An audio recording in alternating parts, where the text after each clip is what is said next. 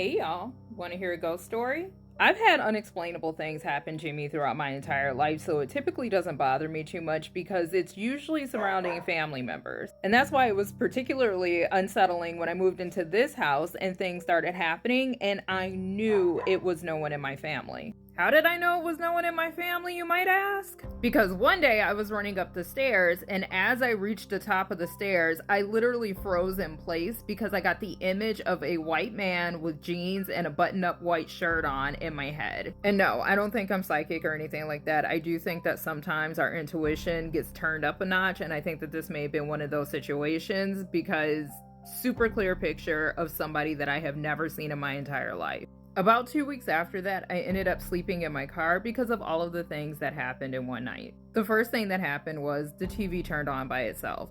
Now that's something that even my ex-boyfriend had noticed happening in the house beforehand. So when it happened, I just kind of brushed it off like maybe I hit the remote that's on the other side of the room somehow.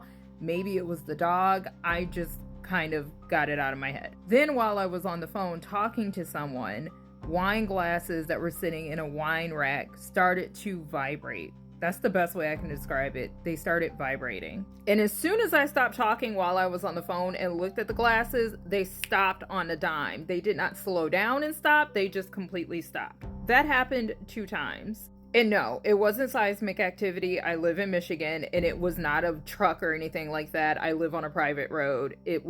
There was no reason for it. The last thing that happened that made me take my dog and go sit out in my car and be on the phone with one of my friends for an hour because I was freaked out until I just decided to sleep in the car was the door to my bathroom.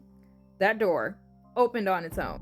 Understand that this door is right next to my bed. I am very, very anal about having doors closed around me because they always kind of creep me out when they're open and when I go to sleep. So when I went to sleep, the door was like this, and when I woke up, the door was like this, and the bathroom light was on.